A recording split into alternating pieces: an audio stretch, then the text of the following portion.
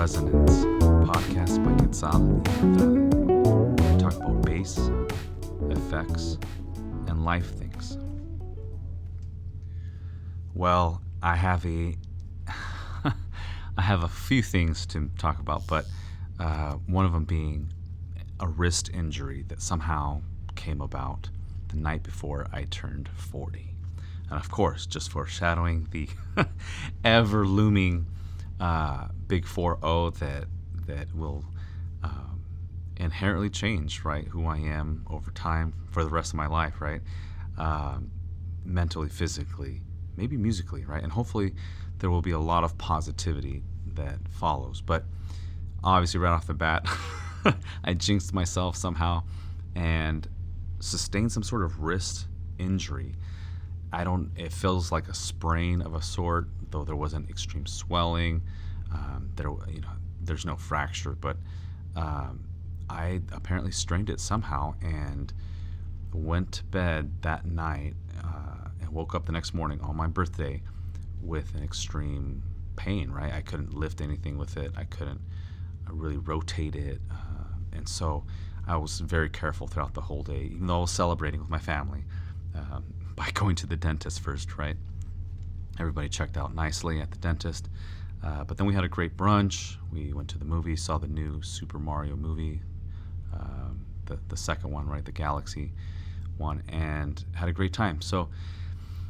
But all the while, I was careful with my wrist, careful with my hand, my arm, and try to apply some sort of biofreeze a couple of times throughout the day. Went to bed, make sure I was careful about how it was placed, where it was placed. And then I went back to work, and even then I was careful about what I was lifting, how much I was playing along with my students on guitar or piano, right, or drums, right. I like to play along my side of my students. I feel like it validates the importance of performing, even as me, a teacher, right? As well as to hopefully give them something to mimic, hopefully a great presentation of the music that they can hear and then try to synchronize in real time. So that again, not going to get into my whole teaching philosophical approach right now, but I definitely did not play nearly as much during my music classes yesterday because of the injury. But last night, the 23rd of April, right, the day after my birthday, I was able to do the 3-hour gig with the Abella Trio. That was surprising, yet also not surprising because I cared enough to really take care throughout the day and try to get myself back into tip-top shape. Sure, I popped in a couple of ibuprofen meds before leaving the house, but I think by the end of the night, my wrist felt the best. It felt, and again, not 100%, but considering the injury and the strain that I was feeling before, I was able to play everything and with quite some freedom and like normal. And so by the end of the night, my wrist felt like it was better than it had started before the gig. I think the most challenging part was setting up the gear, right? The large cab, the heavy, gear boxes with my pedals and amps, etc. And so being very methodical about how to set up things, how to move, sitting position, and how much pressure am I putting on the strings as I'm playing at first was a real thing. But then I got to just be normal and play without thinking about my injured wrist. It really didn't feel injured by then. Adrenaline kicked in, maybe the meds as well. And again, just the progressive taking care of it paid dividends by the end of the night. I think now that I'm 40, I think now that I'm trying to be more careful than ever about what I eat, what I do, physical activity, the gear that we have, right? We can say, I need all these pedals, I need all these sounds available. At what cost, right? How much can you lug in without hurting yourself? And I think for me, my mono light board is a great, do it all pedal board for what I feel like I need. But then again, I have my modular setup, so when I want to go a little bit bigger, I have that extra, sonic palette, and it's fun to set it up. And it isn't crazy heavy considering that my blue box, has wheels. Also, that I put that on top of my cab, which is on top of a large Gator Frameworks cart. So very methodical about maximizing tools and my limited strength, right, to be able to load and unload, get from my car to the stage, right, with the assistance of wheels and all that stuff. So it matters to me because I'm not a gym rat. I don't pride myself in extreme human strength. And again, my pedal boards are just big enough and heavy enough that I feel like I can justify all of their existence on my pedal boards, and the weight, right? I can actually physically still carry them. Even with my injured wrist, I was careful and I was able to, like, hey, if this thing was any heavier, if this thing was any bigger, I would opt out. I'd be saying, you know what, I need to downsize at this point. So again, as I'm getting older, I feel like any sort of growth or increase in pedal board size would really need to be justified, really carefully thought out, if ever. And at the current moment, I'm very happy. I'm eager to try some new gear at some point in the future, but not right away. So we'll see about any sort of new pedal board construction, but I do have a pedal board completely blank and empty, ready to go should I decide to try some new signal paths, single chains. But yeah, that I'll let you know as soon as that comes about. Moving on, I actually had this story, right? And it's not really my story, it's a friend's story. And I won't say what city he went to, but he went and visited some city for whatever reason. We didn't even catch up on the reason why, but he ended up going to a few different live music situations or scenarios, one of which was a jam. But I would think that the live music scene there would be better.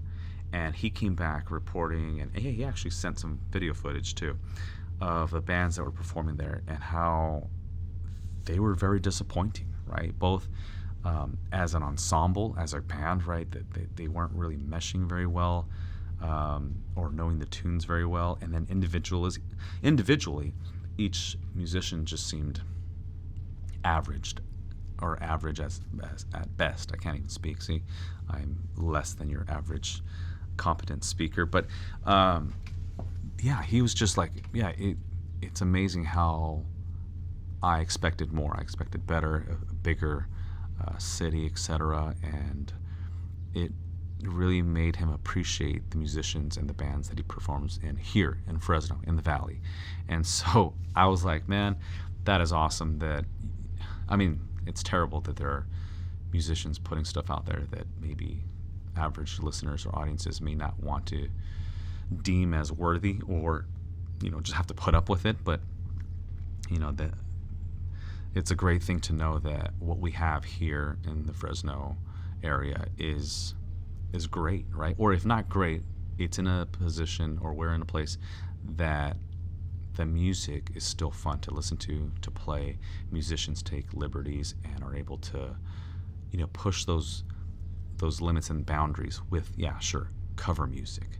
But I think we're creative enough, we're competent and skilled enough to do the song justice, but take it to new places, right, musically.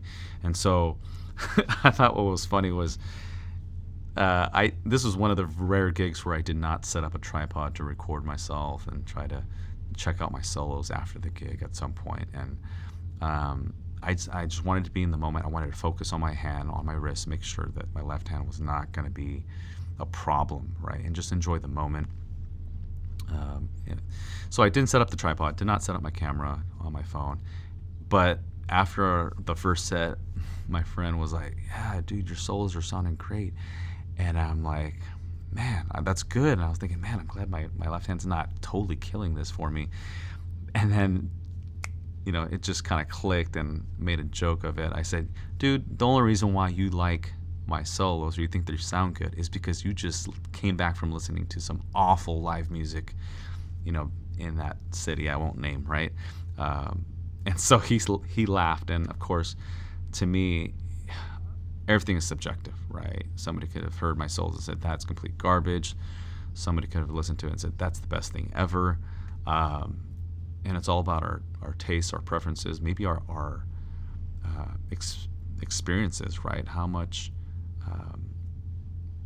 wide is our spectrum of listening and or ability to decipher one musician to another, right? If you have limited experience, is what I'm getting at, then your scope of vision musically is gonna be just that. It's limited, and so you may not be able to tell heads from tails, skilled from unskilled.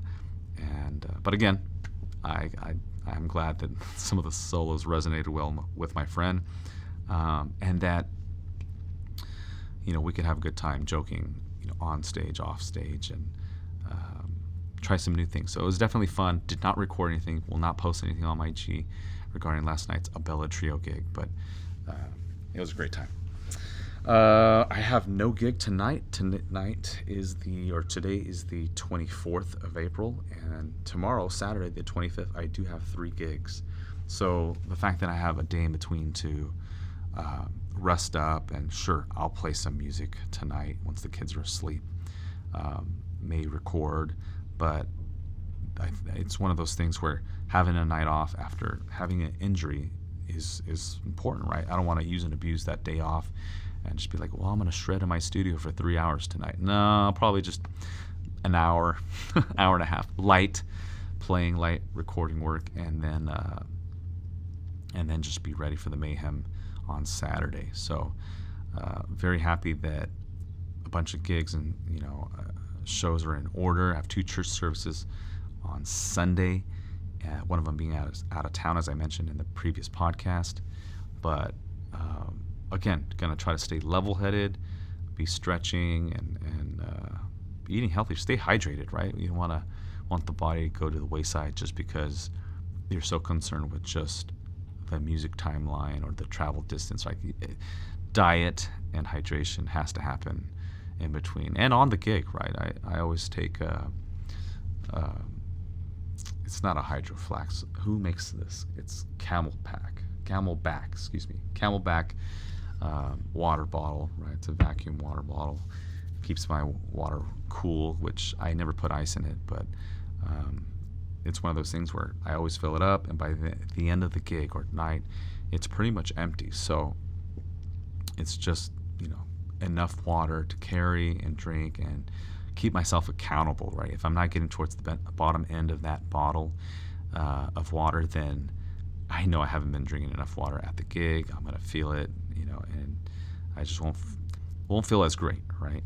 I don't know if you ever feel extreme dehydration while performing. You're so concentrating on the music that you forget to drink water. You're too much into the musical moment. And there are times like, I'll be fine, I'll do one more song. And sometimes that next song, you're just going to feel not nearly as great because you didn't hydrate. I say, when in doubt, try to drink some water after every song. And if not, then maybe just know that if you have the time, do it, right? What's the philosophy you're saying, right? Eat when there's food, because you don't know when your next meal is going to come, right? Something can happen. Something may go not according to plan, and then you may have wished to have eaten that previous meal completely, or made time to eat when you had the time to eat what was available when it was available. So same thing with water. I think it definitely makes me a better musician, a happier musician when I'm hydrated. So tonight, record. Tomorrow, 3 gigs, early start, but it's going to be good. I want to talk a little bit about recording and the teenage engineering layers that I like making. I ultimately feel that there are times where layers are needed, and there's times where layers are not needed. I want something a little more skeletal, not so dense. Part of it's because my timeline of writing or recording 9 songs per month it's what it is. That's my personal quota. Nobody's making me do it. I like that work pace. And the gear that I have available, it's my workflow. But with the TE gear, it can easily just turn to clutter if you layer too many things and sounds and don't pan things in a certain way, or levels, right? Everything can just peak. And since I'm doing this DAW-less, right, there has to be a little bit more care prior to dumping that into my R4 Zoom recorder. And I don't mind that. Like, I feel like, hey, I need to just do my best here, dump it in, let it go, rather than being that person that mixes and mixes and mixes for hours and then never put something out because the mix is never right, X, Y, and Z reasons. And again, this is a me thing, right? I'm justifying this workflow for myself. I'm not measuring up to anybody else or condemning anybody else's methods. But with the layers, right, on specifically the teenage engineering side of things, and I guess it could be bass layers too. How much is too much, right? And I know that there's the philosophy of, if you take a part out of the recording, will it break the song? And if that's a yes, then that part needs to exist, right? It was a validated piece that made the song what it was. But I think I don't focus on that nearly as much as how's the clutter. And I want to say clutter because I want to say I went overboard yesterday with 8 different teenage engineering lead layers, right? There were lead patches, and they were all different, and there was 8 of them, and I stacked and layered them. There was no drums added, and yet it was such a cool thing. It was, to me, awesome, and if I felt good about it, if I had a blast to it, I think that's all that matters. I'm going to put that mess out there. So be ready. I don't know which album. It's probably have to be the July 1st album. June 1st album is almost done, but the July 1st has yet to be a thing started, but I have this loop of crazy layers, and it makes me happy. It's fun. And so even if it's the one track where it's just overstimulating, sonically, aurally, then fine, let it be the chaos. Maybe I'll call it chaos. I don't know. You heard it first here. Sometimes taking risks, sometimes overdoing something. It's not overdone. Maybe that's what's needed for that particular piece to be what it is. There's a time for things to be stripped down and acoustic, really chill. I don't want to say melancholy, but again, without any sort of need to just like blast sound and notes, out of the water to the listener. But this one, definite. I don't know what I'm going to do. I feel like this could be the one where I say, you know what? There's so many sequenced layers of TE sounds that I'm going to play drums on it. This might be it. This might be the first one where I finally play my real acoustic DW performance series drums. I was a drummer before being a bass player anyway, and I do miss playing at times. But I have a nice kit in the studio, and I will set up a kick mic and some sort of overhead and keep it simple and just have a good time. The challenge will be, when can I record these drums, right? With my kids being in the house, will they be quiet enough, on the other side of the wall during the day? At night, obviously, the house may be still too unconducive or transmit sound through the walls and the columns, the beams, all that drywall to their rooms, and that might not be a great idea. I really don't know. I haven't really tracked drums late into the night. Actually, I've had some rehearsals that have bled later into the night, and my kids have been asleep in bed. I think that'll be okay.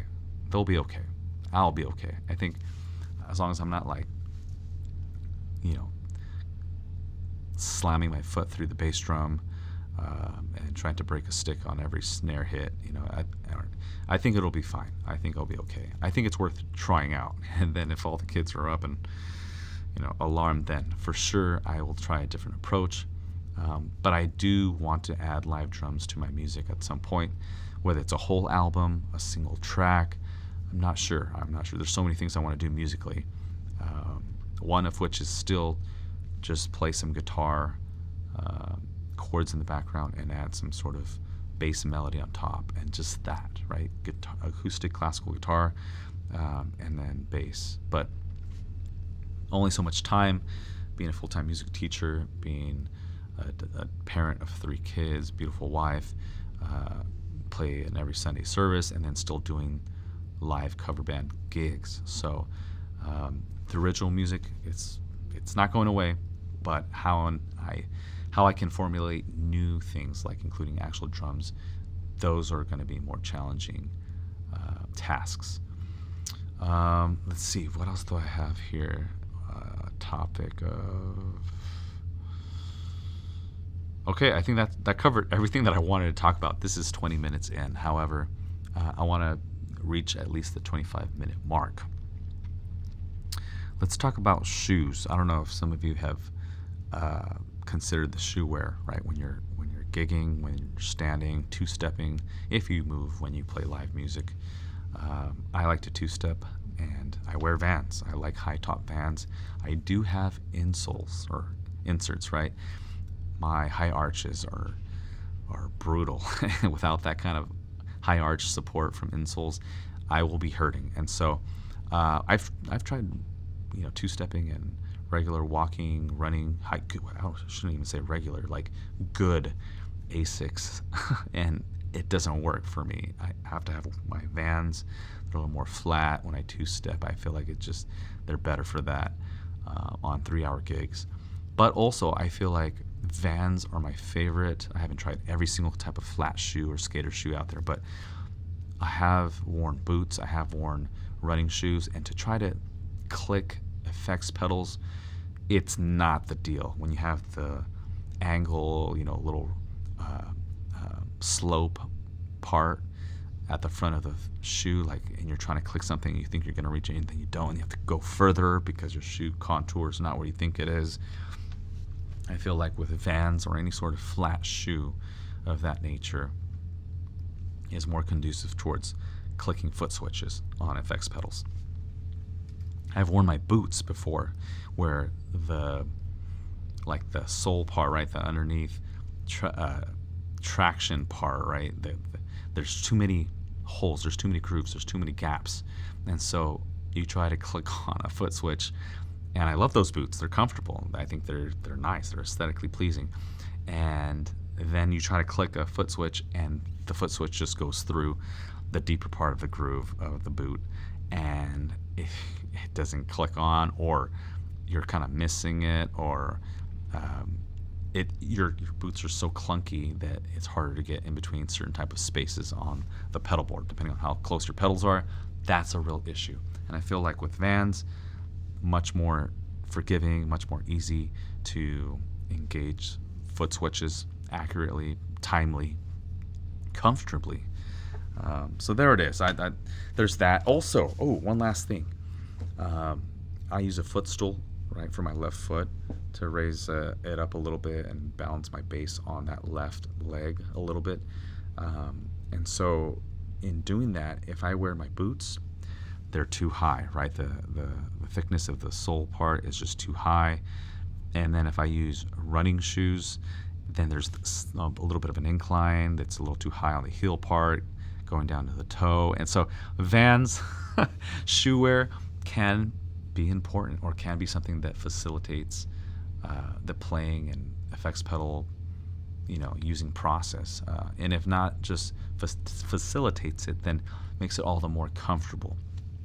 So consider that. I mean, the next time you start using FX pedals, shoes, maybe a footstool, right? What shoe, what pair of shoes are you wearing, and why? Could there be a better choice? And for me, high top Vans are my favorite, but again, I think they are my best option for using FX pedals too. So there you have it. Quite the mix of topics here.